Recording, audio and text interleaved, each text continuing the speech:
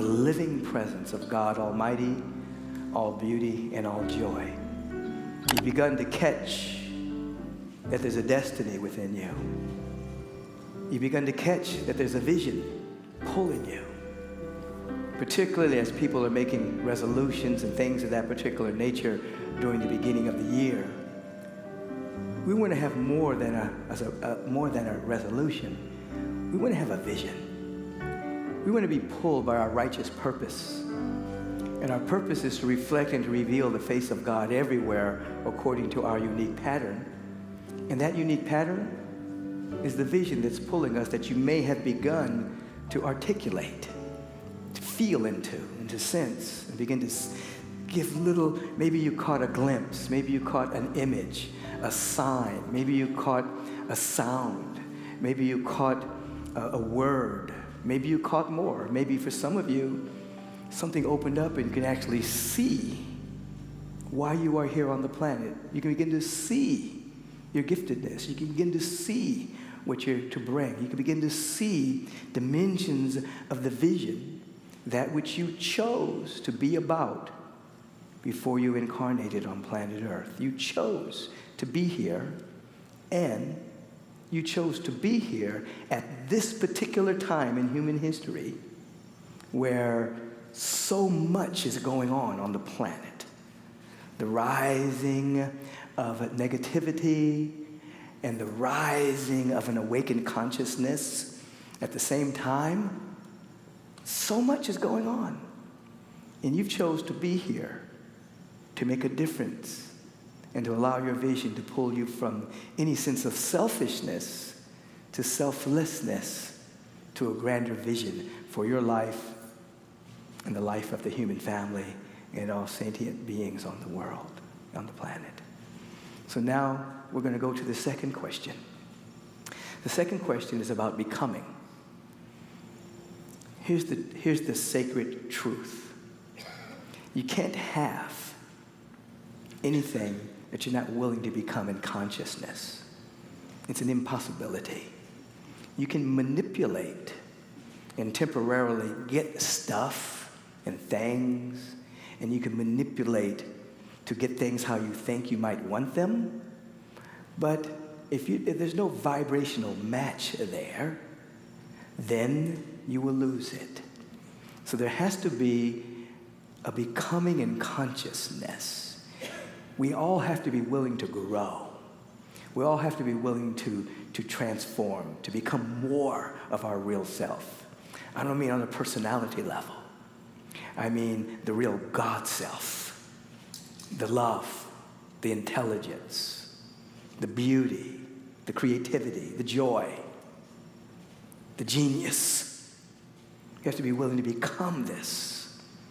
And so in this particular question, we explore, what is it that we must become? And without judgment or censorship, we hear the voice of God within us directing us. Perhaps we need to become more loving. Perhaps we need to become more giving, more patient. Perhaps we need to become more self-loving and appreciative. Perhaps we need to embrace more courage, more generosity.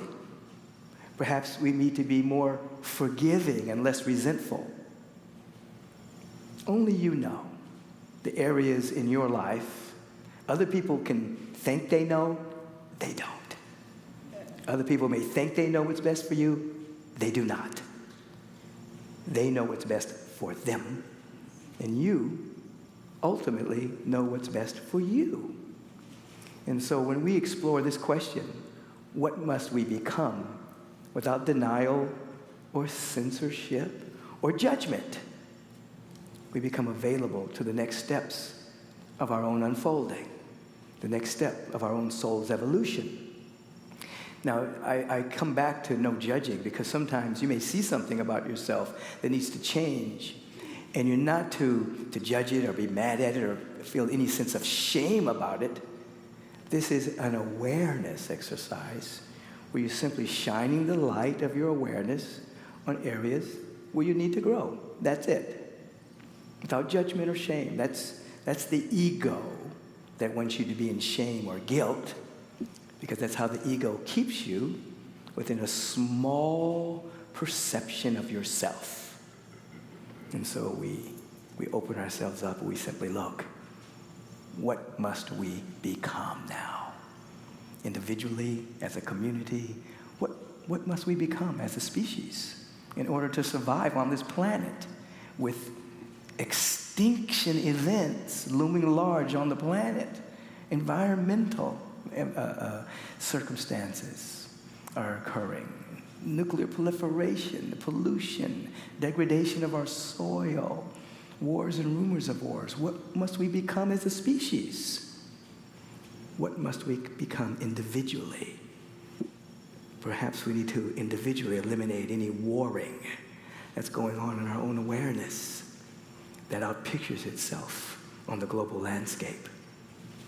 Maybe we need to become a little bit more self-loving and appreciative, compassionate to ourselves, so that we can be compassionate and patient and kind to others. Because you can only give to your others what you perpetually give to yourself. And so I invite you once again in this moment of contemplation to have your feet firmly placed on the ground, to begin to turn within, extricating your attention from the world,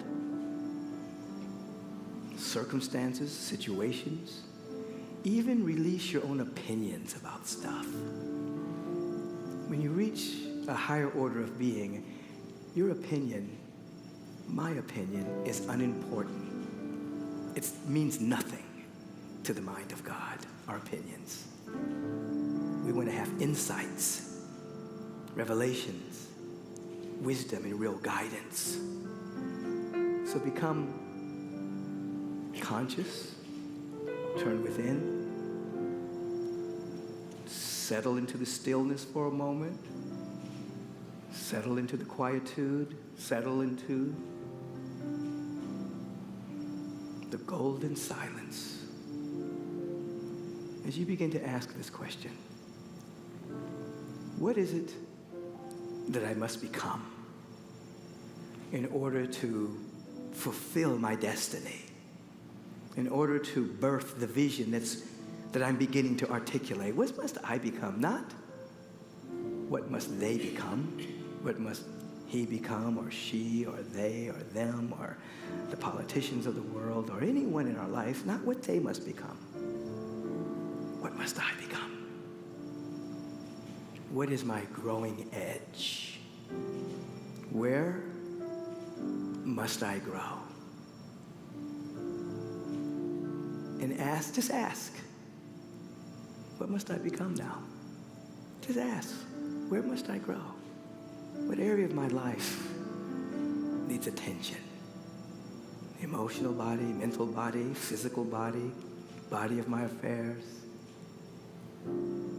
attitude, perceptions, conversations, habits, priorities. Where must I grow now? So that I can be a translucent and transparent instrument for the vision that God has for my life. Where must I grow? Listen. Where must I grow? Listen. What must I become? Listen.